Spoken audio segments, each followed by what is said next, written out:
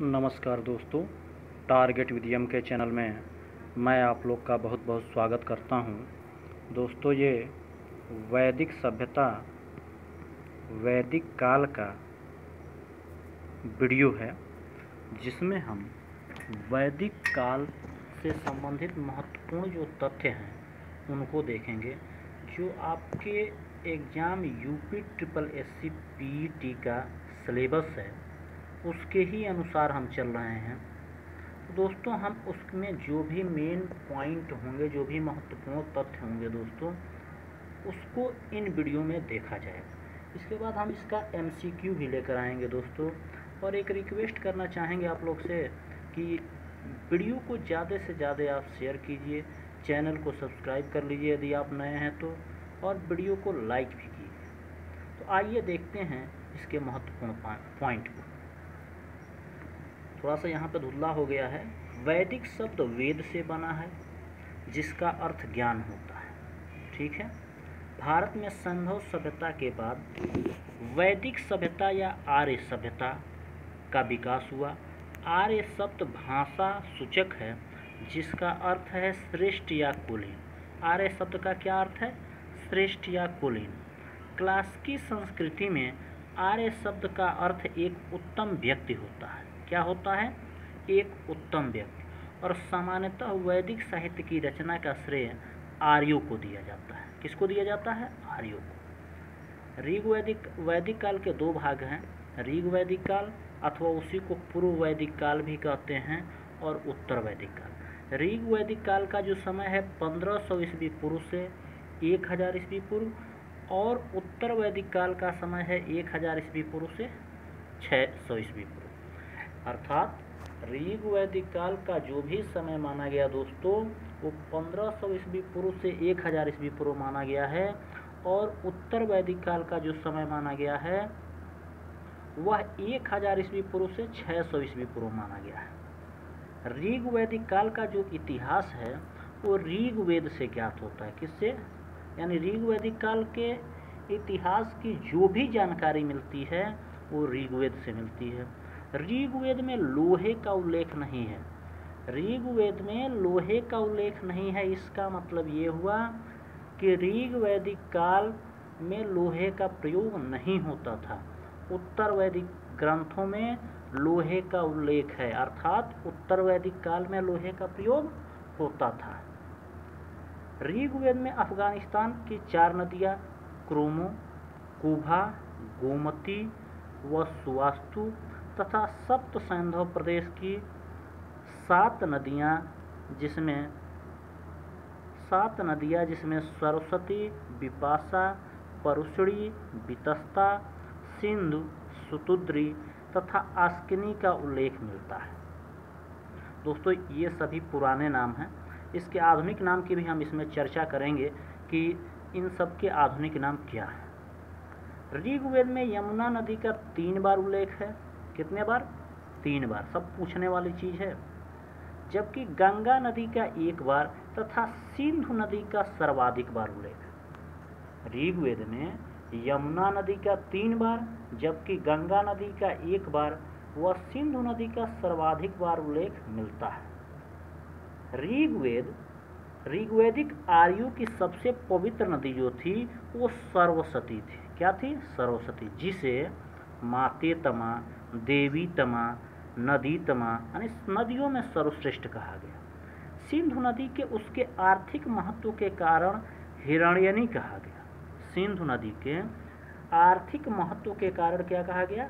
उसे हिरण्यनी कहा गया। 1400 ईस्वी पूर्व के बोगज कई एशिया माइनर अभिलेख में 1400 ईस्वी पूर्व के बोगज कई एशिया माइनर के अभिलेख में ऋग्वैदिक काल के देवताओं का, जैसे ऋग्वैदिक काल के देवता इंद्र थे, वरुण थे, मित्र थे, नासत्य थे, उल्लेख मिलता है। किसमें उल्लेख मिलता है? बोगज कई जो अभिलेख है 1400 ईस्वी पूर्व के आसपास का, उसे एशिया माइनर अभिलेख भी कहते हैं। उसमें ऋग्वैदिक काल के देवताओं का उल्लेख मिलता है। वैदिक साहित्य को श्रुति भी कहा जाता है। श्रुति का अर्थ है सुना हुआ। भारतीय साहित्य में वेद सर्वाधिक प्राचीन है। वेद के 4 भाग हैं, ऋग्वेद, यजुर्वेद, सामवेद, अथर्ववेद। ऋग्वेद, सामवेद, यजुर्वेद को वेद त्रयी या त्रयी भी कहा जाता है, यानी शुरू के जो 3 वेद हैं, अथर्ववेद को छोड़ करके ऋग्वेद, सामवेद, यजुर्वेद को वेद त्रयी या त्रयी कहा जाता है। और प्रत्येक वेद के भी 4 भाग हैं, संहिता, ब्राह्मण ग्रंथ, आरण्यक और उपनिषद। ऋग्वेद में कुल 10 मंडल तथा 1028 सूक्त है। 1017 सूक्त साकल में व 11 सूक्त बालखिले में।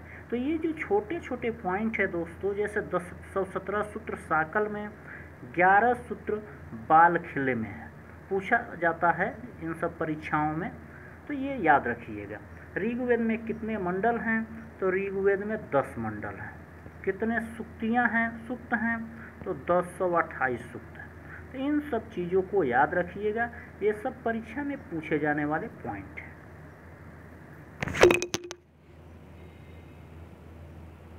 ऋग्वेद में 2 से 7 तक के मंडल जो हैं, यानी 10 मंडल हैं, तो 2 से 7 तक के जो मंडल हैं वो प्राचीन माने जाते हैं। ऋग्वेद के तृतीय मंडल में गायत्री मंत्र का उल्लेख है और इसके रचनाकार विश्वामित्र हैं। और ये जो तीसरा मंडल है, ये सविता यानी सूर्य देवता को समर्पित है। ऋग्वेद के 9वें मंडल के सभी 114 मंत्र जो हैं वो सोम देवता को समर्पित हैं। कितने मंत्र? 114 मंत्र किसको समर्पित हैं? सोम देवता को समर्पित हैं। ठीक है, तो इस चीज़ को याद रखिएगा। शूद्र शब्द का उल्लेख सर्वप्रथम ऋग्वेद के 10वें मंडल में के पुरुष सूक्त में हुआ। शूद्र शब्द का उल्लेख सर्वप्रथम ऋग्वेद के 10वें मंडल में पुरुष सूक्त में हुआ। ऋग्वेद के मंत्रों का उच्चारण संपन्न करने वाले पुरोहित को होता कहते हैं। क्या कहते हैं? होता। ऐतरेय तथा कौशिकी जो है ऋग्वेद के 2 ब्राह्मण ग्रंथ हैं और पतंजलि के अनुसार ऋग्वेद की 21 शाखाएं हैं। ऐतरेय ब्राह्मण सुनह सेप आख्यान का वर्णन मिलता है। ऐतरेय ब्राह्मण जो है ग्रंथ, उसमें सुनह सेप आख्यान का वर्णन मिलता है। ठीक है। यजुर्वेद में स्रोत एवं कर्मकांड वर्णित है। यजुर्वेद में स्रोत एवं कर्मकांड वर्णित है। यजुर्वेद गद और पद दोनों में है और इसका उच्चारण संपन्न करने वाले पुरोहित को अर्धवायु कहते हैं। यजुर्वेद की 2 शाखाएं, कृष्ण यजुर्वेद जो पद गद एवं पद दोनों में है और शुक्ल यजुर्वेद जो केवल पद में है। तो यजुर्वेद की 2 शाखाएं हैं, कृष्ण यजुर्वेद जो पद एवं गद दोनों में है व शुक्ल यजुर्वेद जो केवल पद में है। ठीक है। यजुर्वेद का अंतिम भाग उपनिषद है, जिसका संबंध याज्ञिक अनुसंधान से न होकर आध्यात्मिक चिंतन से। शुक्ल यजुर्वेद की संहिताओं को वाजसनेय भी कहा गया है। शुक्ल यजुर्वेद की संहिताओं को क्या कहा गया है? वाजसनेय भी कहा गया है। शतपथ ब्राह्मण यजुर्वेद का ब्राह्मण ग्रंथ है और शतपथ ब्राह्मण में ही पुनर्जन्म का सिद्धांत मिलता है, जल प्लावन कथा मिलती है, पुरुरवा उर्वशी आख्यान तथा पुरुष मेध का वर्णन मिलता है।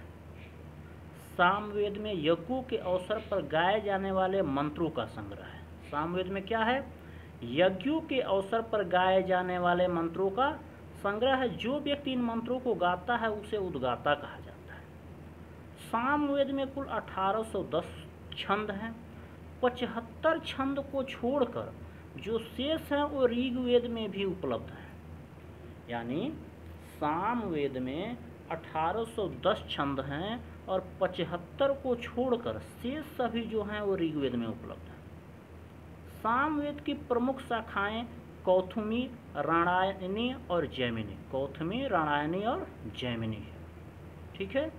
अथर्ववेद में आते हैं। अथर्ववेद के मंत्रों का उच्चारण करने वाले पुरोहित को ब्रह्मा कहा जाता था। इसमें सभा व समिति को प्रजापति की 2 पुत्रियां कहा गया। अथर्ववेद की 2 शाखाएं पिप्पला तथा शौनक है। याज्ञवल्क्य गार्गी का प्रसिद्ध संवाद बृहदारण्यक उपनिषद में मिलता है तथा कठोपनिषद यजुर्वेद में यम नाचिकेता संवाद का उल्लेख है। यानी कठोपनिषद में यम नाचिकेता संवाद का उल्लेख है और कठोपनिषद यजुर्वेद का उपनिषद है। ठीक है। सत्यमेव जयते जो है बहुत इंपॉर्टेंट है, ये सत्यमेव जयते मुंडकोपनिषद से लिया गया है। अथर्ववेद का एकमात्र ब्राह्मण ग्रंथ जो है वो गोपथ ब्राह्मण है। क्या है? अथर्ववेद का एकमात्र ब्राह्मण ग्रंथ गोपथ ब्राह्मण है और इसका कोई आरण्यक नहीं है। इसका कोई आरण्यक नहीं है। आगे देखते हैं दोस्तों उपनिषद। उपनिषद के बारे में क्या है? उपनिषद जो हैं दर्शन पर आधारित पुस्तकें हैं, इन्हें वेदांत भी कहा जाता है।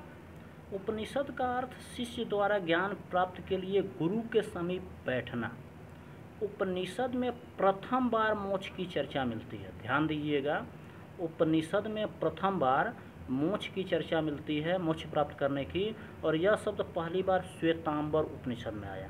यानी मोक्ष शब्द का प्रयोग पहली बार किस उपनिषद में हुआ? तो श्वेतांबर उपनिषद में, श्वेतांबर उपनिषद में। ठीक है। इसके बाद वेदांग। वेदांग की संख्या 6 है। शिक्षा, कल्प, व्याकरण, निरुक्त, छंद, ज्योतिष। पुराणों की संख्या 18 है। पुराणों के बारे में भी दिया गया है कि मत्स्य, मार्कंडेय, भविष्य, भागवत, ब्रह्मांड, ब्रह्मावैवर्त, ब्रह्मा, वामन, वराह, विष्णु, वायु, अग्नि, नारद, पद्म, लिंग, गरुण, कूर्म और स्कंद पुराण। तो ये 18 पुराण है और पुराणों की जो रचना किया था लोमहर्ष ऋषि और उनके पुत्र उग्रश्रवा द्वारा की गई। अनु, द्रहु, पुरु, यदु, तुर्वसु को पंचजन कहा जाता है। किसको किसको? अनु, द्रहु, पुरु, यदु और तुर्वसु को। दशराज युद्ध का उल्लेख ऋग्वेद के 7वें मंडल में है। ठीक है।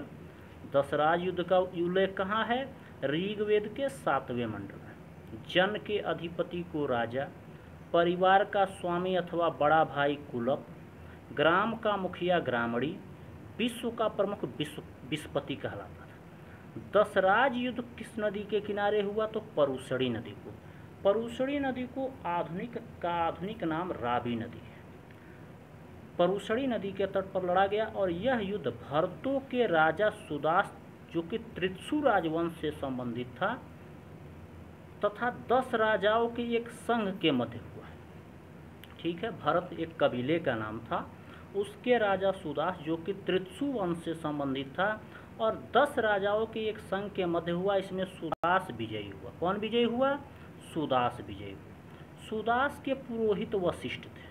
सुदास के पुरोहित वशिष्ठ थे।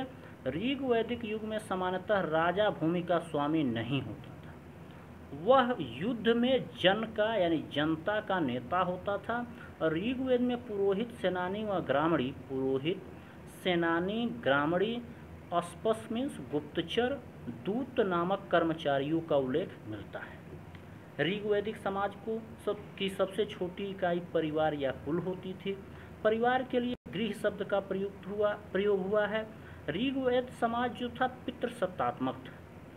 याद रखिएगा, ध्यान दीजिएगा, बताया जा चुका है कि सैंधव सभ्यता, सैंधव संस्कृति जो थी वो मात्र सत्तात्मक थी और ऋग्वेद समाज क्या है? पितृसत्तात्मक है। तो इस चीज़ को याद रखिएगा। ऋग्वेद के 10वें मंडल के पुरुष सूक्त में सर्वप्रथम शूद्र शब्द का उल्लेख मिलता है। 10वें मंडल के पुरुष सूक्त में सर्वप्रथम शूद्र शब्द। गोत्र शब्द का भी सर्वप्रथम उल्लेख ऋग्वेद में हुआ। ठीक है। गोत्र प्रथा की स्थापना उत्तर वैदिक काल में। उत्तर वैदिक काल का समय क्या है? 1000 ईस्वी पूर्व से 600 ईस्वी पूर्व। और ऋग्वैदिक काल का क्या है? 1600 ईस्वी पूर्व से 1000 ईस्वी। तो इन सब चीज़ों को, यहाँ थोड़ा मिस्टेक हो रहा है हमको, आप लोग देख लीजिएगा। आइए देखते हैं आगे। शतपथ ब्राह्मण में पत्नी को पति की अर्धांगिनी कहा गया। कन्या के विदाई के समय जो उपहार एवं द्रव्य दिए जाते थे उसे वहतु कहा जाता था। स्त्रियों में पुनर्विवाह एवं नियोग प्रथा प्रचलित थी। नियोग प्रथा से उत्पन्न संतान को क्षत्रज कहा जाता था। स्त्रियों में पुनर्विवाह की प्रथा एवं नियोग प्रथा प्रचलित थी। नियोग प्रथा से उत्पन्न संतान को क्षत्रज कहा जाता था। ठीक है। ऋग्वैदिक समय में सती प्रथा का उदाहरण नहीं मिला है। ठीक है, यानी सती प्रथा उस समय नहीं था। जो कन्याएं जीवन भर कुंवारी रहती थी उन्हें अमाजु कहा जाता था। ऋग्वेद में घोषा, लोपामुद्रा, विश्ववारा, अपाला आदि स्त्रियां शिक्षित थी। यानी इससे ये थोड़ा सा समझ में आता है कि उस समय की स्त्रियां शिक्षा भी ग्रहण करती थी। लोपामुद्रा जो थी वो अगस्त्य ऋषि की पत्नी थी। लोपामुद्रा अगस्त्य ऋषि की पत्नी थी और इस समय माने ऋग्वैदिक काल के समय दूध में पकी हुई खीर को क्षीर पाकौदन कहा जाता था और जौ की सत्तू को दही में मिलाकर करम्भ नामक पदार्थ बनाया जाता है। ठीक है, यानी करम्भ नामक पदार्थ का मतलब जौ की सत्तू प्लस दही और दूध में पकी हुई खीर को क्षीर पाकौदन कहा जाता था। ऋग्वैदिक काल में स्त्री तथा पुरुष दोनों आभूषण पहनते थे। निवि, वासस व अधिवासस आर्यों की ये जो थे निवि, वासस एवं अधिवासस उस समय के आभूषण थे। आर्यों की संस्कृति मूलतः ग्रामीण थी और ऋग्वेद में पशुपालन की तुलना में कृषि का उल्लेख बहुत कम मिलता है। ऋग्वेद के मात्र 24 मंत्रों में कृषि का उल्लेख मिलता है। व्यापार अदला बदली प्रणाली पर आधारित था, यानी विनिमय प्रणाली पर आधारित था, अर्थात एक सामान के बदले दूसरा सामान दिया जाता था। कहीं कहीं विनिमय माध्यम के रूप में निष्क जो कि सिक्का होता था का प्रयोग किया गया है। ठीक है, उल्लेख मिलता है। व्यापार मुख्यतः पड़ी, यानी पड़ी का मतलब व्यापारी वर्ग के लोग करते थे। ऋग्वैदिक आर्य जो है लोहे से परिचित नहीं थे। क्या? ऋग्वैदिक आर्य लोहे से परिचित नहीं थे। ऋग्वेद में कुल्या यानी नहर, कूप तथा अवट यानी खोद कर बने हुए गड्ढे, अस्म चक्र यानी रहट की चरखी आदि का उल्लेख मिलता है। किनका उल्लेख मिलता है? कुल्या। कुल्या मीन्स नहर, कूप तथा अवट मीन्स खोद कर बने हुए गड्ढे। अस्म चक्र का मतलब जो रहट, ये जो पानी चलाया जाता है वो कुएं से ढेकुल भी कहा जाता था, उसकी जो रस्सी होती है उसी को रहट भी कहा जाता आदि का उल्लेख है। ऋग्वेद में सर्वप्रथम बहुदेववाद के दर्शन प्राप्त होते हैं। बहुदेववाद। ऋग्वेद में देवताओं का वर्गीकरण पृथ्वी के जो देवता थे उसमें पृथ्वी, अग्नि और बृहस्पति, सोम थे। आकाश के देवता वरुण, सूर्य, मित्र, पुषण, विष्णु, दौ, अश्विन थे। और अंतरिक्ष के देवता में इंद्र, पर्जन्य, रुद्र, आप, वायु, वात, ये सभी अंतरिक्ष के देवता थे। इंद्र को विश्व का स्वामी कहा जाता था, पुरंदर भी कहा जाता था, अर्थात किलों को तोड़ने वाला। और ऋग्वेद में सर्वाधिक 250 सूक्त इंद्र को समर्पित है। इंद्र को आर्यों का युद्ध नेता एवं वर्षा का देवता भी कहा जाता था। ठीक है। ऋग्वेद में अग्नि को 200 सूक्त। इंद्र के बाद सबसे महत्वपूर्ण देवता अग्नि थे। अग्नि को 250 सूक्त समर्पित है, इंद्र को 250 सूक्त समर्पित है और अग्नि को 200 सूक्त समर्पित है। ठीक है। और इस काल के दूसरे सबसे महत्वपूर्ण देवता कौन था? अग्नि था। ऋग्वैदिक देवताओं में वरुण को तीसरा स्थान प्राप्त है। वरुण को समुद्र का देवता या ऋतु नियामक, ऋतु यानी ऋतु परिवर्तन के बारे में, ऋतु नियामक यानी ऋतु को ये अपने अनुसार, इन्हीं के आदेश के अनुसार ऋतु चलती है, माना जाता है। वरुण को ऋतस्य गोपा भी कहा जाता है। ठीक है। वनस्पतियों एवं औषधियों के देवता को पूषण कहा जाता था। इनके रथ को बकरे द्वारा खींचते हुए प्रदर्शित किया गया है। जंगल की देवी अरण्यनी, जबकि ज्ञान की देवी सरस्वती थी। जंगल की देवी अरण्यनी जबकि ज्ञान की देवी सरस्वती थी। ऐतरेय ब्राह्मण में सर्वप्रथम राजा के उत्पत्ति का सिद्धांत दिया गया है। किसमें? ऐतरेय ब्राह्मण में सर्वप्रथम राजा की उत्पत्ति का सिद्धांत दिया गया है। अथर्ववेद में परीक्षित को दोस्तों मृत्युलोक का देवता कहा जाता था। क्या? मृत्यलोक का देवता। ऋग्वेद में सभा यानी वृद्ध मनुष्यों की संस्था का 8 बार व समिति सर्वसाधारण की सभा 9 बार उल्लेख मिलता है। यानी ऋग्वेद में 9 बार सभा का उल्लेख 8 बार सभा का उल्लेख मिलता है और 9 बार समिति का उल्लेख मिलता है। सभा जो थी वो वृद्ध व्यक्तियों की संस्था थी और समिति जो थी ये साधारण लोगों की संस्था थी। तो इतना आपको क्लियर हो गया होगा। एकराट सर्वश्रेष्ठ शासक को कहा जाता था। सर्वश्रेष्ठ शासक को एकराट कहा जाता था। शतपथ ब्राह्मण में सर्वाधिक 12 रत्नियों का उल्लेख है। शतपथ ब्राह्मण में राजसूय यज्ञ का विस्तृत वर्णन है और राजसूय यज्ञ में राजा का अभिषेक 17 प्रकार के जल से किया जाता था। ठीक है। ऐत्रेय ब्राह्मण में 4 वर्णों ब्राह्मण, क्षत्रिय, वैश्य, शूद्र के कर्तव्यों का वर्णन मिलता है। मैत्रेयी संहिता में स्त्री को दूत व मदिरा की श्रेणी में रखा गया है। बृहदारण्यक उपनिषद में याज्ञवल्क्य के गार्गी संवाद का उल्लेख है। उत्तर वैदिक काल में समाज 4 वर्णों ब्राह्मण, क्षत्रिय, वैश्य और शूद्र में विभक्त है। ठीक है। और इस काल में यानी उत्तर वैदिक काल में स्त्रियों की दशा में गिरावट आई थी। छांदोग्य उपनिषद में केवल 3 आश्रम का, शुरू के 3 आश्रम ब्रह्मचर्य, गृहस्थ और वानप्रस्थ का प्रयोग यानी उल्लेख छांदोग्य उपनिषद में मिलता है, जबकि सर्वप्रथम 4 आश्रम का उल्लेख जाबालोपनिषद में मिलता है। ब्रह्मचर्य 25 वर्ष तक, गृहस्थ 25 से 50 वर्ष तक और वानप्रस्थ 50 से 75 वर्ष तक और संन्यास 75 से 100 वर्ष तक। ठीक है। ब्रह्मवादिनी वे कन्याएं थी जो जीवन भर आश्रम में रहकर शिक्षा प्राप्त करती थी। साधो वधु विवाह पूर्व तक शिक्षा प्राप्त करने वाली कन्याएं थी। ब्रह्मवादिनी वे कन्याएं थी जो जीवन भर आश्रम में रहकर शिक्षा प्राप्त करती थी और साधो वधु विवाह पूर्व तक शिक्षा प्राप्त करने वाली कन्याएं थी। शतपथ ब्राह्मण में कृषि की चारों क्रियाएं जुताई, बुवाई, कटाई व मड़ाई का उल्लेख मिलता है। काटक संहिता में 24 बैलों द्वारा हलों के खींचने का उल्लेख मिलता है। किसमें मिलता है? काटक संहिता में। उत्तर वैदिक काल में उत्तर भारत में लोहे का प्रचार हुआ। उत्तर वैदिक साहित्य में लोहे को कृष्ण अयस कहा गया है। तैत्तिरीय संहिता में ऋण के लिए कुसीद तथा शतपथ ब्राह्मण में उधार देने वाले के लिए कुसीदीन का प्रयोग हुआ। तैत्तिरीय संहिता में ऋण के लिए कुसीद शब्द का प्रयोग और शतपथ ब्राह्मण में उधार देने वाले के लिए कुसीदीन शब्द मिलता है। शतपथ ब्राह्मण में पूर्वी तथा पश्चिमी समुद्रों का उल्लेख है। शतपथ ब्राह्मण में पूर्वी तथा पश्चिमी समुद्रों का उल्लेख हुआ है। उत्तर वैदिक लोग लाल मृदभांड से परिचित थे। इस समय व्यापार भी यानी उत्तर वैदिक काल में भी व्यापार विनिमय के माध्यम से होता था। ठीक है। ऋग वैदिक काल में भी व्यापार विनिमय के माध्यम से होता था। सिंधु घाटी सभ्यता में भी व्यापार विनिमय के माध्यम से होता था।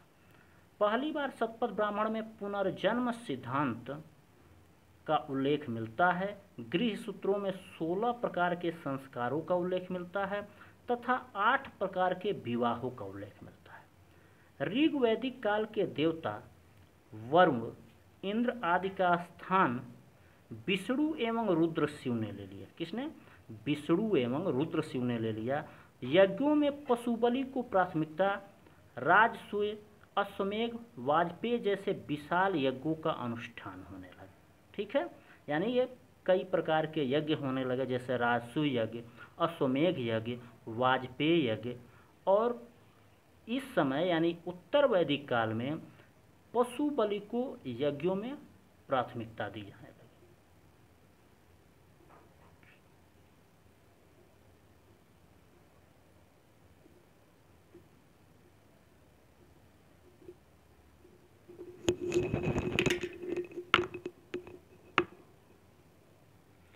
कुछ इम्पॉर्टेंट पॉइंट दोस्तों कि आर्यों के मूल निवास स्थान के बारे में विद्वानों के कुछ मत हैं, उनको देख लेते हैं। एल.डी. कल्ल ने कहा कि आर्य जो हैं वो कश्मीर अथवा हिमालय क्षेत्र से आए। पंडित गंगानाथ झा ने कहा कि वो ब्रह्मर्षि देश से आए। डॉक्टर अविनाश चंद्र दास ने कहा कि वो उनका जो मूल निवास स्थान था वो सप्त संधव प्रदेश था। DS त्रिवेदी ने कहा कि उनका मूल निवास देविका प्रदेश था। उसके अलावा गार्डन चाइल्ड एवं नेहरिंग ने कहा कि इनका मूल निवास दक्षिणी रूस था। मैक्स मुलर, बहुत इम्पॉर्टेंट है, मैक्स मुलर ने कहा कि मध्य एशिया उनका जो निवास था। पंडित बाल गंगाधर तिलक ने कहा कि उनका मूल निवास उत्तरी ध्रुव था। स्वामी दयानंद सरस्वती ने कहा कि उनका मूल निवास तिब्बत था। हर्ट एवं पेनका ने कहा कि उनका मूल निवास जर्मनी था। और गाइल्स ने कहा कि उनका मूल निवास हंगरी था। तो मैक्स मुलर, पंडित बाल गंगाधर तिलक, इन दोनों लोग को आप याद रखिएगा। और इधर यदि कहा जाए तो ये पंडित गंगानाथ झा, मुख्य रूप से बाल गंगाधर तिलक और मैक्स मुलर को याद रखिएगा।